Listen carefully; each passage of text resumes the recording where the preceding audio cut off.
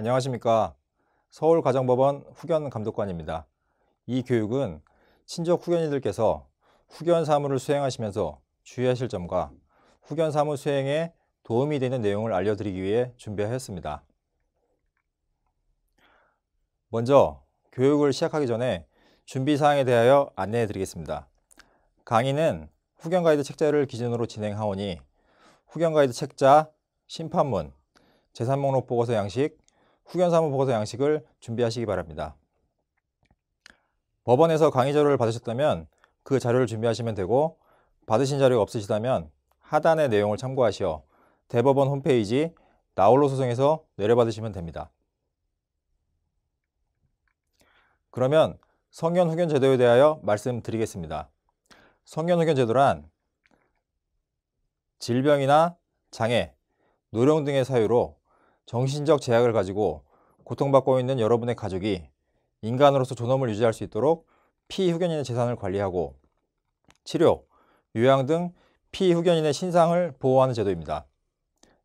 이처럼 후견제도는 피후견인을 위한 제도이므로 후견인께서는 피후견인에게 이익이 되도록 후견 사무를 수행해야 한다는 점을 항상 기억하셔야 합니다. 강의를 시작하기 전에 우선 여러분들에게 후견제도 이해를 돕기 위해 대법원에서 제작한 동영상을 보여드리도록 하겠습니다. 시간은 약 8분 정도 소요됩니다. 그럼 동영상을 시청하시도록 하겠습니다. 질병이나 장애, 노령 등의 사유로 정신적 제약이 있는 가족 또는 친족의 후견인이 되셨습니다.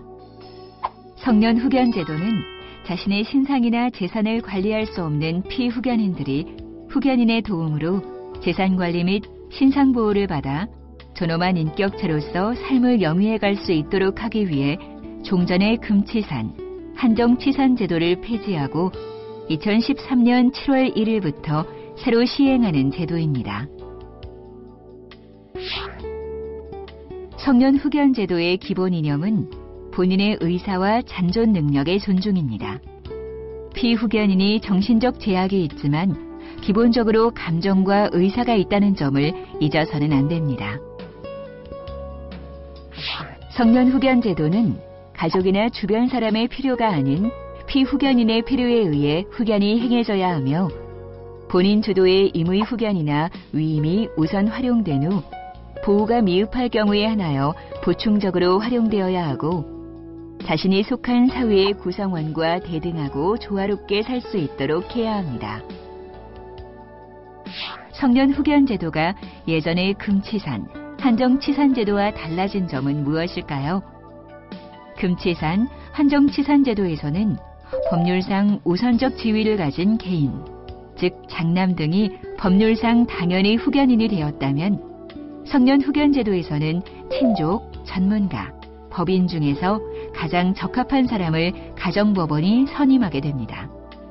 또한 기존 제도가 본인의 행위 능력을 제한하는 데 중점을 두고 후견 범위가 재산 관리에 머물렀던 것에 비해 성년 후견 제도는 피후견인 본인의 의사와 잔존 능력을 존중하고 재산 관리뿐 아니라 신상 보호까지 이루어집니다.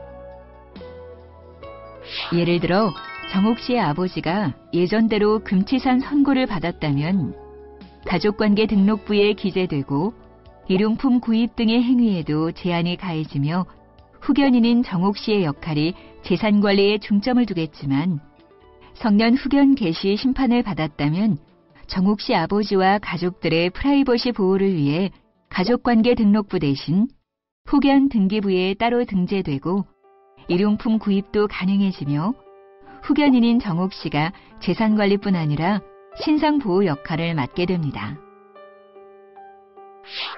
그럼 이제 성년 후견 개시 사건 처리 절차를 알아볼까요?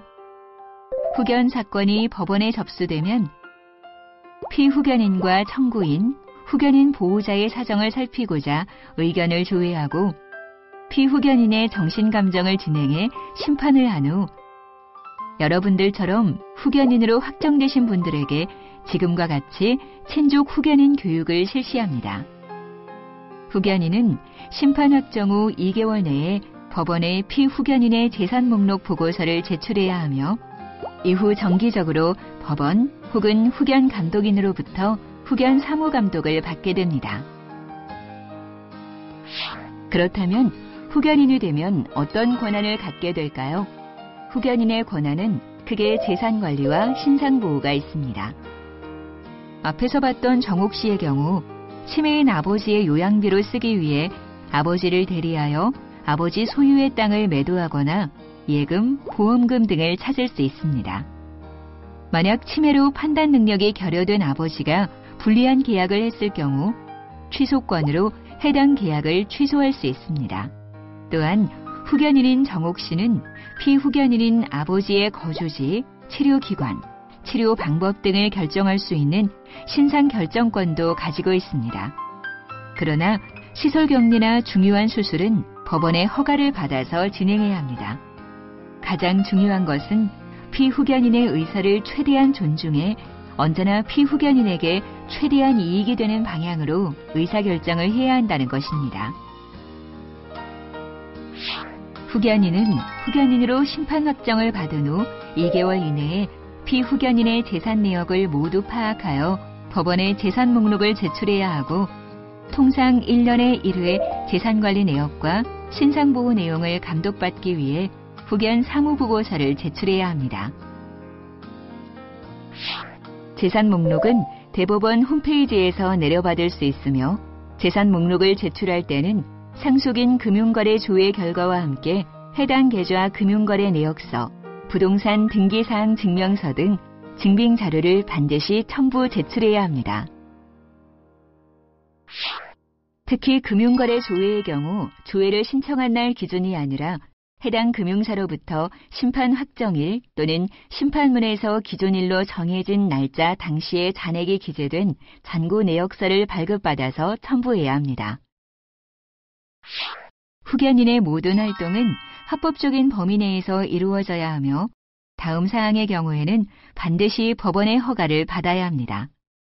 심판문의 법원 허가 사항으로 나온 내용, 피후견인이 거주하고 있는 건물 또는 대지에 대한 매도, 임대, 전세권 설정, 저당권 설정, 임대차 해지, 전세권 소멸, 그 밖에 이에 준하는 행위, 피후견인을 치료 등의 목적으로 정신병원이나 그 밖의 다른 장소에 격리하는 경우, 피후견인이 사망하거나 상당한 장애를 입을 위험이 예상되는 의료행위를 해야 할 경우, 다만 급한 경우에는 사후에 허가를 받을 수 있습니다. 후견인은 피후견인의 지출과 관련한 자료를 잘 보관하여 후견 사무보고서와 함께 제출하고 신상의 변동사항이 생기면 법원에 보고하는 등 후견 사무를 수행해야 합니다. 만약 후견인이 직무에 소홀하거나 불법 행위를 저지를 경우 법원은 후견인의 권한을 박탈하거나 후견인을 변경할 수 있고 후견인에 대한 형사 고발 조치를 취할 수도 있습니다. 따라서 법원은 후견인의 횡령, 배임 등 불법적 행위나 신상 보호 의무 불이행 여부 등 성년 후견 사무를 감독하며 가정법원의 직권 또는 청구권자의 청구에 의해 성년 후견 감독인을 선임해 보완할 수 있습니다. 후견인은 피후견인의 제2의 뇌이고 마음입니다. 어떻게 결정해야 피후견인에게 가장 이익이 될 수 있는가? 이 말을 항상 되새긴다면 당신은 훌륭한 후견인입니다.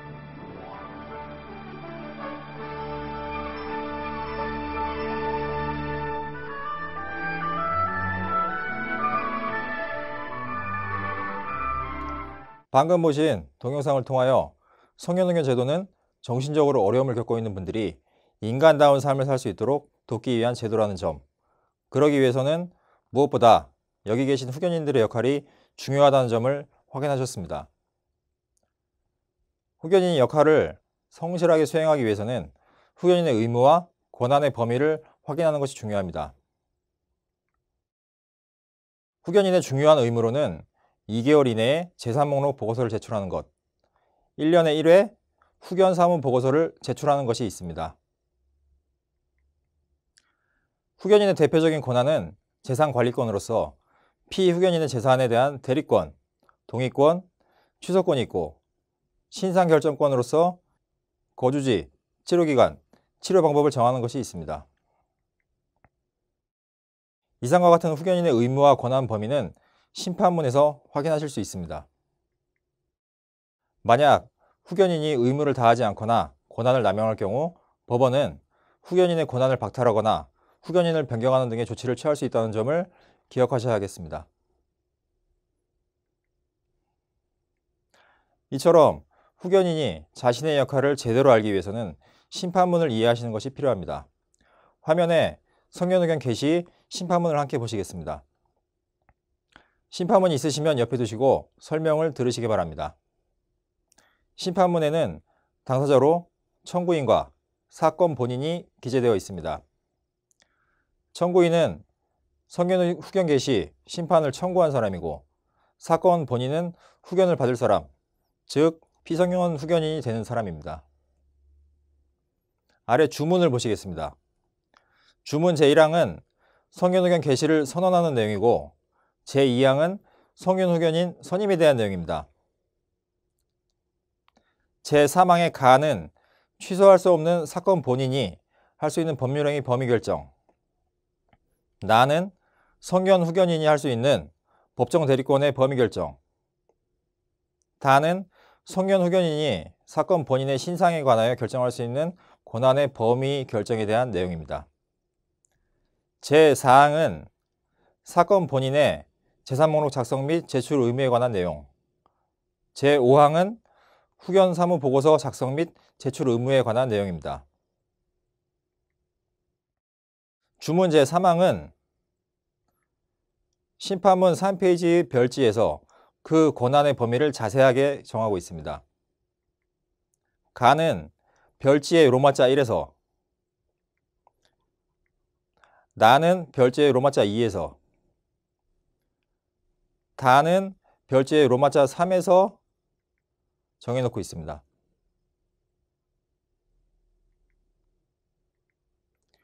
다음은 후견인의 법정 대리권 행사에 대하여 알려드리겠습니다.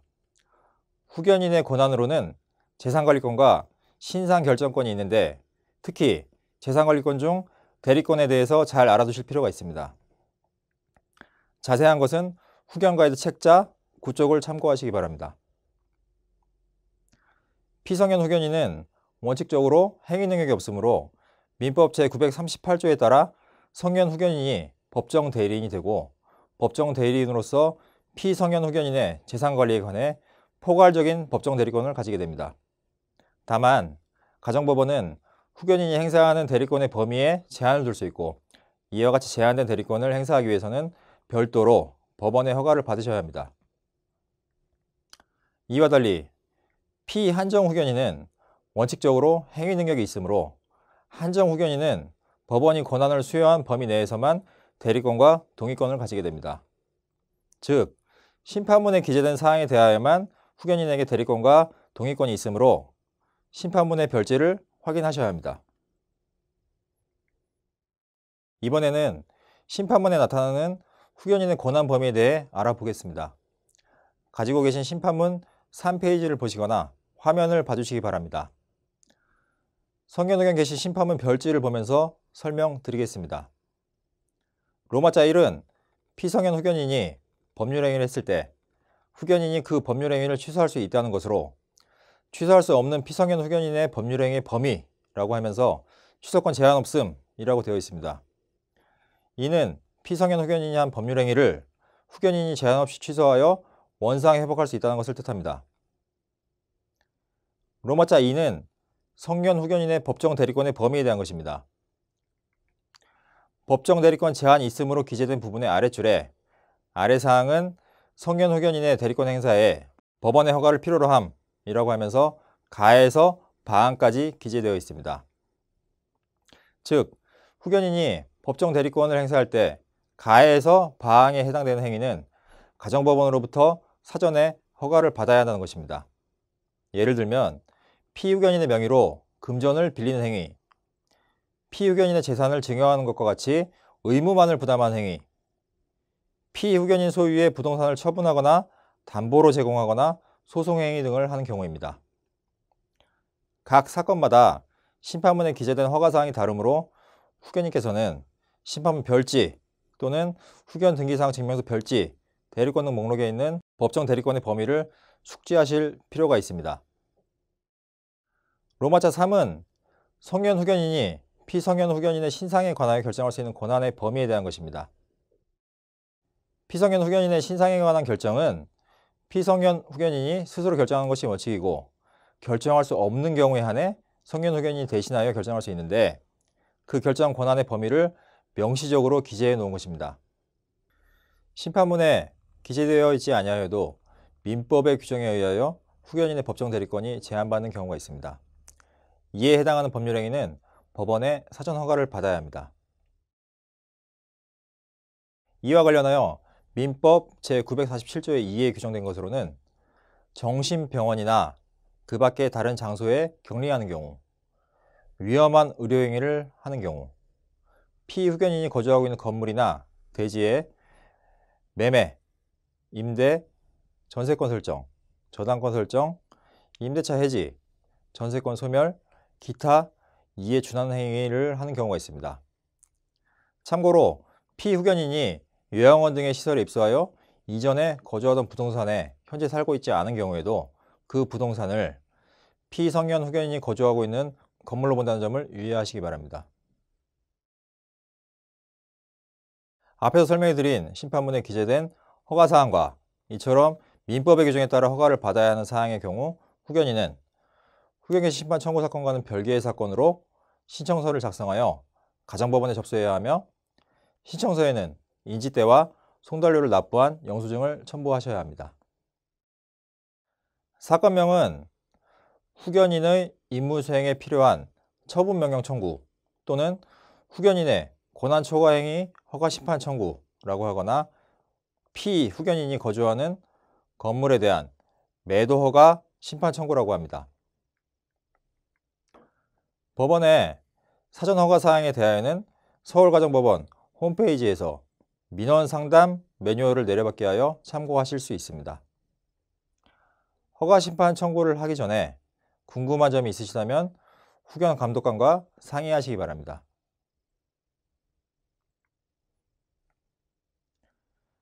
다음은 후견인이 후견 사무를 하시면서 가져야 될 태도에 대하여 말씀드리겠습니다. 첫째, 후견인은 피후견인에게 최대한 이익이 되는 방향으로 후견 활동을 하셔야 합니다. 둘째, 후견인은 피후견인의 모든 수익과 재산을 후견인 명의가 아니라 피후견인 명의로 관리하셔야 합니다. 가정법원은 후견인이 후견 사무를 적정하게 수행하고 있는지에 대하여 관리, 감독하고 있습니다. 다음은 후견 등기사항 증명서에 대해 말씀드리겠습니다. 후견 개시 심판이 확정되면 누가 후견인으로 선임되었는지, 후견인에게 어떠한 권한이 있는지를 후견 등기관은 후견 등기사항 증명서에 등재합니다. 즉, 후견 등기사항 증명서는 후견인이 피후견인을 대리하여 업무를 할 수 있다는 자격을 증명하는 서류로, 피후견인을 대신하여 은행 관련 업무 등을 하실 때 반드시 지참하셔야 합니다. 후견 등기사항 증명서는 통상 후견 개시 심판 고지일로부터 약 4주가 지난 후에 전국에 있는 가정법원, 지방법원 및 각 지원의 종합민원실에서 발급 가능합니다. 앞서 후견인은 피후견인의 재산을 관리하는 업무를 하게 되고, 이를 위해 재산 목록 보고서를 작성해서 법원에 보고해야 함을 말씀드렸습니다. 후견인이 피후견인의 재산을 관리하기 위해서는 먼저 피후견인의 재산을 파악하여야 합니다. 피후견인의 재산을 파악하는 방법에는 두 가지가 있습니다. 첫 번째 방법은 상속인 금융거래 조회 서비스 혹은 안심상속 원스톱 서비스를 이용하는 것입니다. 상속인 금융거래 조회 서비스는 상속인이 피상속인의 금융재산 및 채무를 확인하기 위해 금융기관을 일일이 방문해야 하는 불편을 덜고자 금융감독원이 금융협회 및 금융회사의 협조를 얻어 제공하는 서비스입니다. 두 번째 방법은 안심상속 원스톱 서비스로 상속인 금융거래 조회 서비스에서 제공되었던 금융거래 조회에 더하여 국민연금 가입 유무, 국세, 지방세, 자동차, 토지에 대한 추가 확인이 가능한 방법으로 가까운 주민센터에서 신청할 수 있습니다. 이 두 가지 서비스를 후견제도에서 이용하는 것으로 이 서비스를 이용하면 후견인은 쉽게 피후견인의 전체 재산을 파악할 수 있습니다. 그러므로 후견인은 재산 목록을 작성하기 위해 반드시 이를 신청해야 합니다. 자세한 사항은 후견가이드 책자 17쪽부터 20쪽까지를 참고하여 주시기 바랍니다. 그럼 위 조회 서비스를 신청하고 이용하는 방법에 관하여 좀 더 자세히 살펴보겠습니다. 여기서는 두 제도의 기본이 되는 상속인 금융거래 조회 서비스를 기준으로 설명드리겠습니다. 후견가이드 책자 18쪽을 참고하여 주시기 바랍니다. 심판이 확정되면 후견인은 제일 먼저 후견인을 확인할 수 있는 증명서인 후견 등기사항 증명서를 발급받으셔야 합니다. 한편 심판문과 심판 확정 증명원을 함께 제시하셔도 후견 업무를 처리하실 수 있습니다. 후견인은 법원에 방문하여 후견 등기사항 증명서를 발급받아 가까운 은행 및 우체국, 후견 가이드 책자 18쪽에 기재된 접수처에 상속인 금융거래 조회 서비스를 신청하시면 됩니다.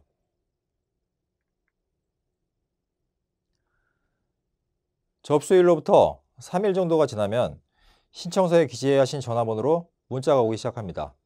그리고 접수일로부터 약 20일 정도 지나면 인터넷 검색창에 상속인 금융거래 조회 서비스를 입력하여 검색합니다. 검색 결과의 링크를 클릭해서 금융감독원 홈페이지에 들어간 뒤 신청인의 이름란에 후견인의 이름과 신청 접수번호를 입력하시면 보이는 화면과 같이 피후견인 명의의 모든 금융자료가 조회되어 나옵니다. 상속인 금융거래 결과 조회 시 유의하실 점이 있습니다. 상속인 금융거래 조회 서비스 결과에 조회 내역 없음 혹은 해당 사항 없음으로 조회된 경우라 하더라도 재산 내역이 없음을 확인할 수 있는 모든 결과지를 출력하여 법원에 제출하셔야 합니다. 또한 상속인 금융거래 조회 결과 각 금융기관마다 개설된 계좌가 있는지와 조회 시점의 예금액, 채무액만 표시되므로 정확한 계좌와 잔액 등의 상세한 내역은 개별 금융기관을 방문하여 확인하셔야 한다는 점 꼭 기억해 주시기 바랍니다. 안심상속 원스톱 서비스를 신청하신 경우에도 금융감독원 홈페이지에서 금융자료를 확인하시면 되고 추가적인 토지, 자동차, 지방세, 국세 등의 정보는 문자, 우편, 방문 중 선택하여 조회 결과를 받아보실 수 있습니다. 상속인 금융거래 조회 서비스는 재산 목록 작성 시 한 번만 하시면 됩니다.